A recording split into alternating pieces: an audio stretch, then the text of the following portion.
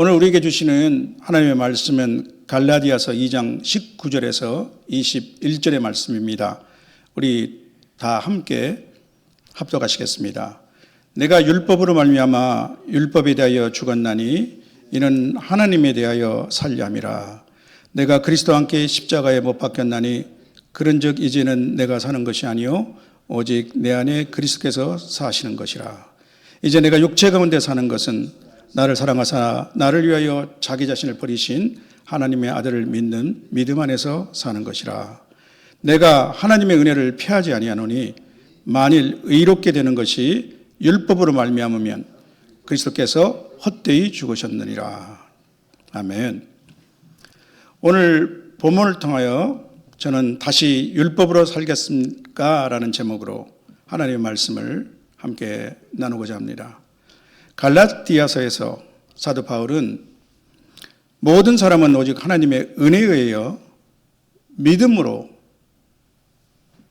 의롭게 된다는 이신칭의의 진리를 강력하게 선언하고 변증하고 있습니다. 모든 사람은 오직 하나님의 은혜에 의하여 믿음으로 의롭게 된다. 죄인은 믿음을 통해 은혜로 구원받을 뿐만 아니라 구원받은 성도는 또한 은혜로 살아간다고 말씀합니다. 어떤 학자들은 로마서가 바울의 머리에서 나온 것이라면 갈라디아서는 바울의 마음에서 나온 것이라고 말하기도 했습니다. 또 로마서가 이 주제를 체계적, 조직적으로 제시한다면 갈라디아서는 이를 격정적, 논쟁적으로 변증한다고 말하기도 합니다. 갈라디아서에는 고린도서 다음으로 바울의 자전적 이야기가 많이 나옵니다. 율법에 관해 당대 바울 사도만큼 이론적으로 정통하고 또 그뿐만 아니라 이를 열성적으로 실천한 사람은 없을 것입니다. 그는 스스로를 이렇게 말하고 있습니다. 나는 8일 만에 할례를 받고 이스라엘 족속이요 베냐민 지파요 히브리인 중에 히브리인이요 율법으로는 바리새인이요 열심으로는 교회를 박해하고 율법의 의로는 흠이 없는 자라. 그는 다메섹 지금의 다마스커스로 가는 대로에서 한낮에 부활하신 주님을 만나고 사흘 동안 아무것도 볼 수 없었습니다. 비늘 같은 것이 그의 눈에서 떨어지게 되었을 때 그는 비로소 자신의 모습을 완전히 보게 되었습니다. 훗날 로마서에서 그는 자신을 위시한 열성 유대교인들의 상태에 대해서 이렇게 말씀합니다. 내가 증언하노니 그들이 하나님께 열심히 있으나 올바른 지식을 따르는 것이 아니라 하나님의 의를 모르고 자기 의를 세우려고 힘써 하나님의 의에 복종하지 아니하였느니라. 갈라디아 사람들은 바울 사도의 1차 전도 여행 때 복음을 듣고 회심했던 사람들입니다. 이들은 바울을 마치 그리스도 예수와 같이 영접했고 자신들의 눈이라도 빼서 주었을 것처럼 바울을 사랑하고 존경했습니다. 그러나 얼마 못 가서 이들 중 많은 사람들이 믿음에서 벗어났습니다. 예루살렘에서 왔다는 유대교 사람들로부터 구원을 받기 위해서는 율법도 준수해야 하고 특히 할례를 받아야 한다라는 말을 듣고 이를 받아들이게 된 것이죠.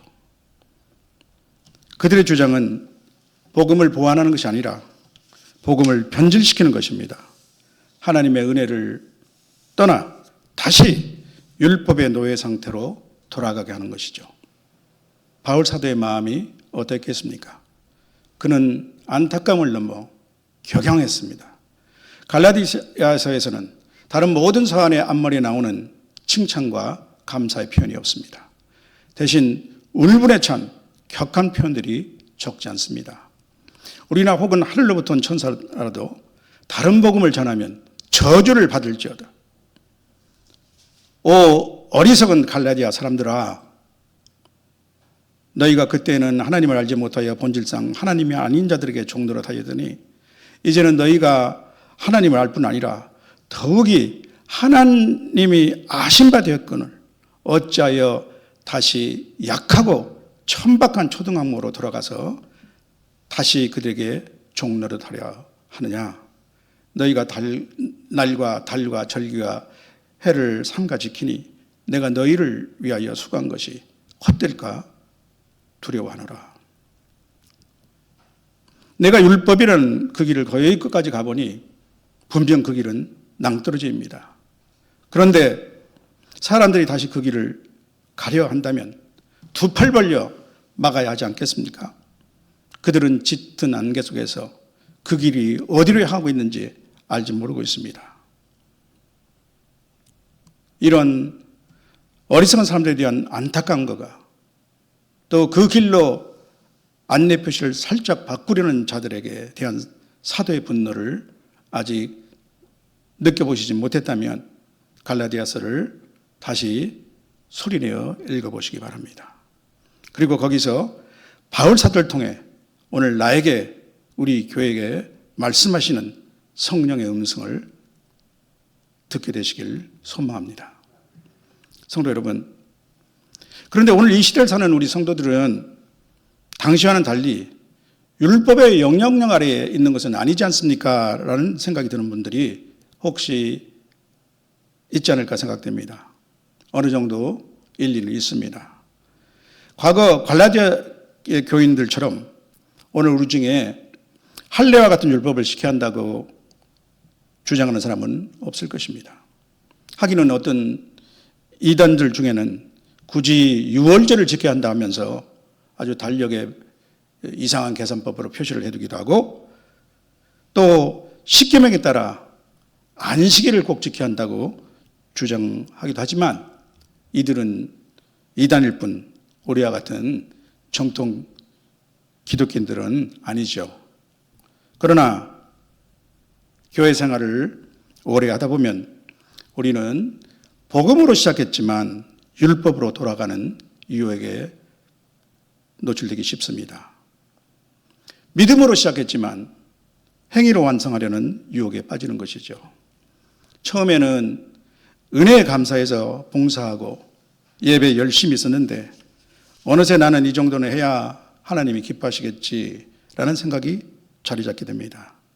또한 다른 사람들을 보면 은연중에 성도라면 이 정도는 해야 하지 않나 라는 잣대를 속으로 들이대기도 합니다.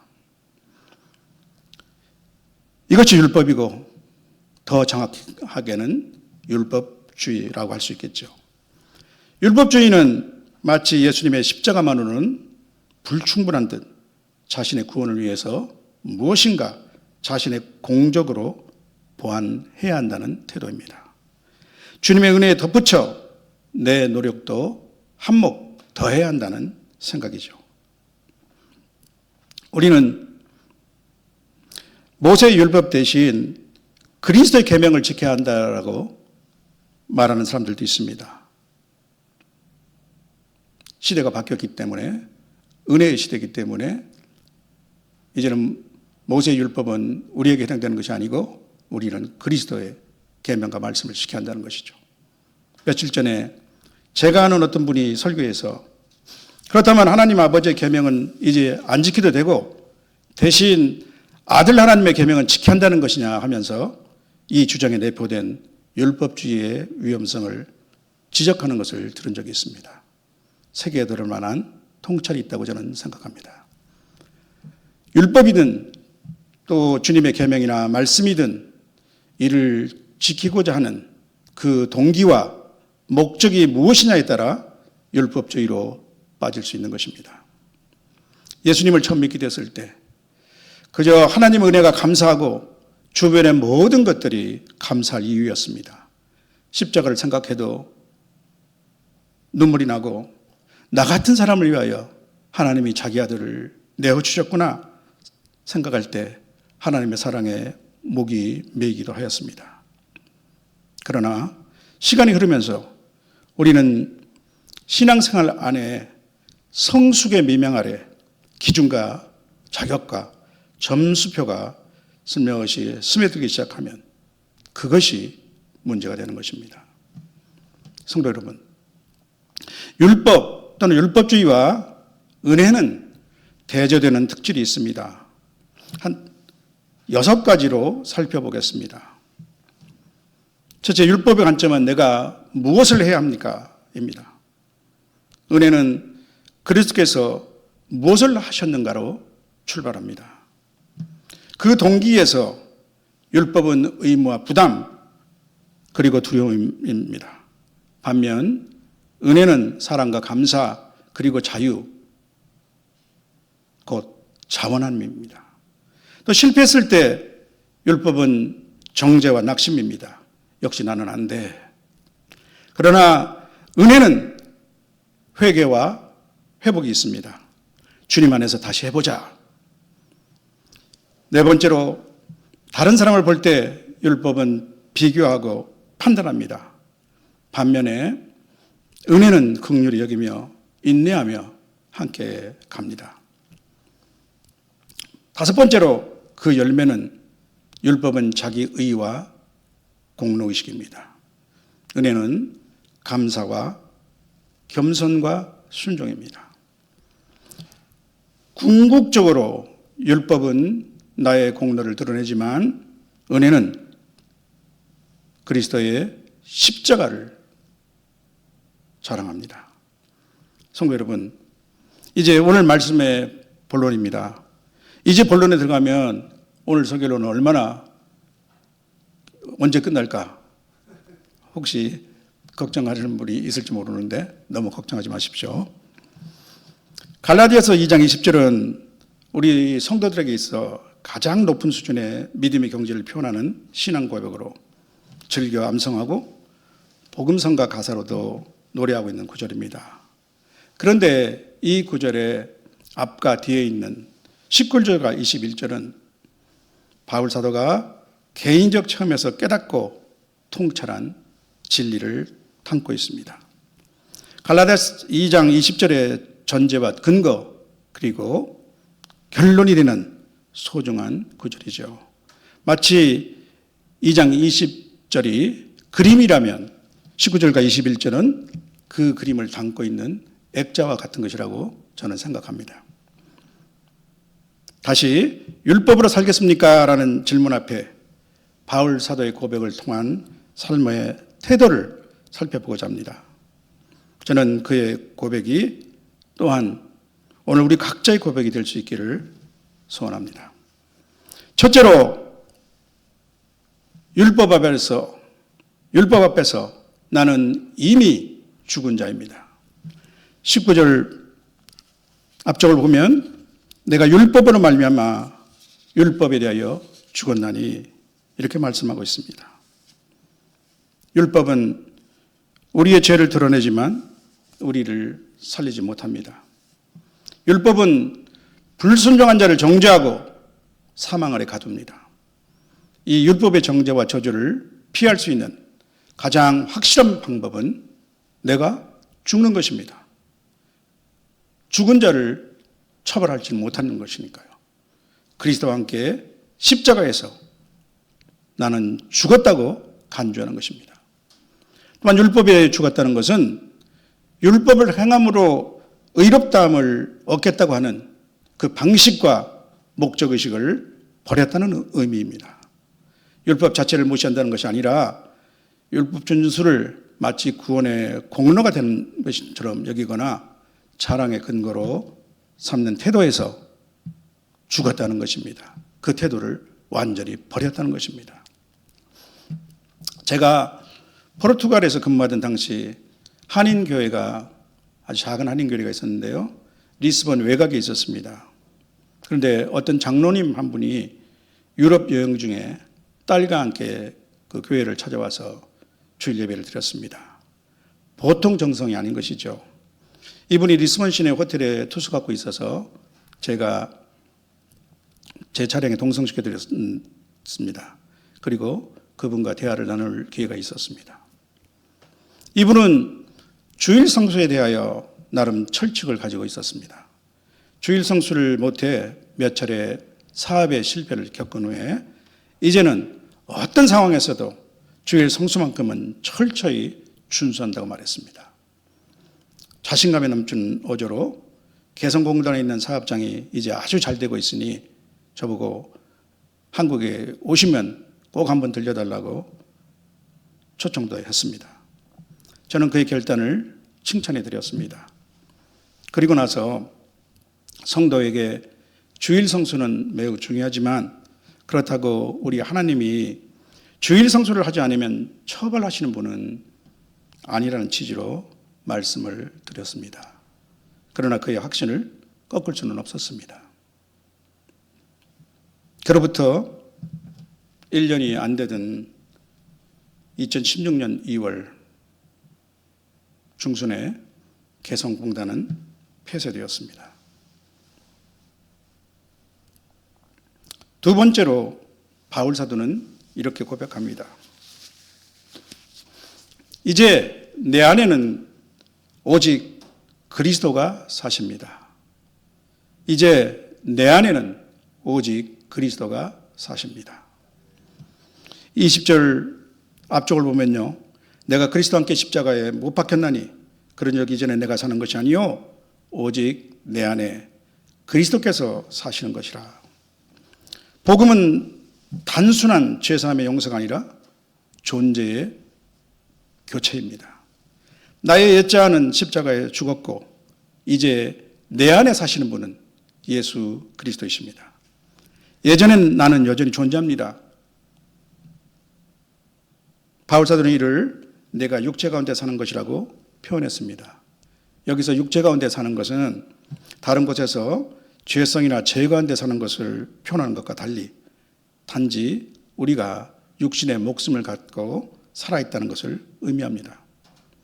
그러나 내 삶의 주인이 바뀌었습니다.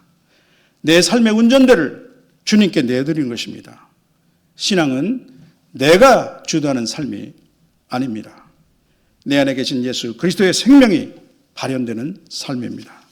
성령이 주도하시는 삶입니다. 저는 군 복무 중에 예수님을 믿고 구원의 기쁨 속에 열성적인 신앙생활을 시작했습니다. 그러나 제대 후 직장생활에 복귀했고 또 별 준비 없이 한 가정의 가장이 되면서 신앙과 일상의 삶에 무언가 괴리가 생기고 있음을 느끼게 되었습니다. 저에게 기쁨과 활력을 주었던 신앙이 오히려 벅찬 짐이 되었던 것 같습니다. 급기야 신앙생활 10년 차에 접어들면서 저는 영적 충만을 거의 완전히 잃어버리게 되었습니다. 바람 빠진 풍선 같은 영적 침체였습니다. 저는 당시 브뤼셀에서 근무했는데 거기서도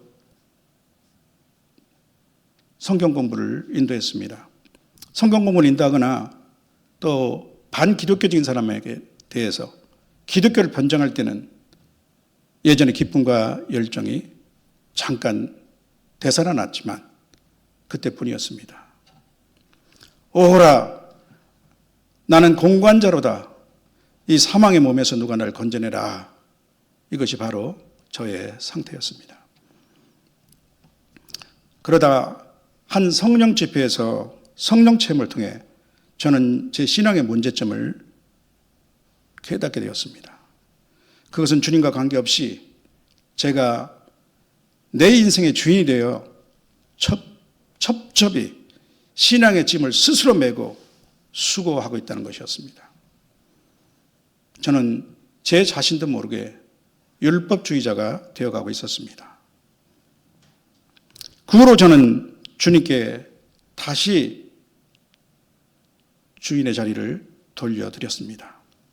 그리고 제 힘과 능력이 아니라 제 안에 성령께서 해주신 것을 이제는 지켜보면서 감사와 기쁨을 회복하게 되었습니다. 마지막 세 번째로 나는 하나님의 은혜로 주님을 믿는 믿음 안에서 살아갑니다라는 고백입니다. 20절 뒤쪽을 보면요. 이제 내가 육체 가운데 사는 것은 나를 사랑하사 나를 위하여 자기 자신을 버리신 하나님의 아들을 믿는 믿음 안에서 사는 것이라 이렇게 말씀하고 있습니다. 믿음은 행위를 무시하지 않지만 행위를 의지하지 않습니다. 하나님 앞에서 나의 정당성은 나의 행위에 있는 것이 아니라 나를 사랑하셔서 십자가에 자기 몸을 내어주신 우리 주님께 대한 믿음에 있습니다. 따라서 이렇게 고백하는 성도들은 나의 신앙생활이 잘 되어갈 때 결코 자만하지 않습니다. 성경은 선질로 생각하는 자는 넘어질까 조심해야 한다고 말씀하고 있지 않습니까? 반면에 내 신앙생활에 활력이 떨어질 때 낙담하지 않습니다. 또 무엇보다도 이러한 신앙의 경고등이 들어올 때 그것을 포착하는 능력을 가지고 있어야죠. 그리고 대처해야 합니다. 너무 늦기 전에요. 제가 브리셀에서 그렇게 완전한 영적 침체에 빠지기 전에 우리는 회복을 받아야 합니다. 주님을 믿는 믿음 안에서 다시 힘을 얻습니다. 대적 의인은 7번 넘어질지라도 다시 일어날 것이기 때문입니다. 21절에 내가 하나님의 은혜를 피하지 아니하노니 만일 의롭게 되는 것이 율법으로 말미암으면 그리스도께서 헛되이 죽으셨느니라 이렇게 말씀하고 있습니다. 혹시 율법을 지킴으로 의롭게 되려 한다면 그리스도의 죽음은 헛된 것이 됩니다. 그것이 가능하다면 하나님의 아들이신 그분이 이 땅의 인간이 되시고 하나님이 죄를 알지도 못하시는 그분을 우리를 대신하여 죄로 삼으실 이유가 무엇입니까? 율법주의는 우리를 의롭게 하지 못할 뿐만 아니라 우리를 하나님의 은혜에서 멀리 떨어지게 합니다. 그러나 참 성도는 매 순간 하나님의 은혜 없이는 살 수 없습니다. 고백합니다. 어느 성도가 신앙생활에 지친 나머지 저는 너무 부족해서 아무래도 구원받을 자격이 없나 봅니다 라고 말했다고 합니다. 그에게 목사님이 이렇게 말했습니다. 그래서 예수님이 죽으신 것입니다. 자격은 우리 것이 아니라 예수님의 것입니다. 믿음의 삶은 완벽한 행위가 아니라 매 순간 예수님의 사랑을 신뢰하는 선택입니다.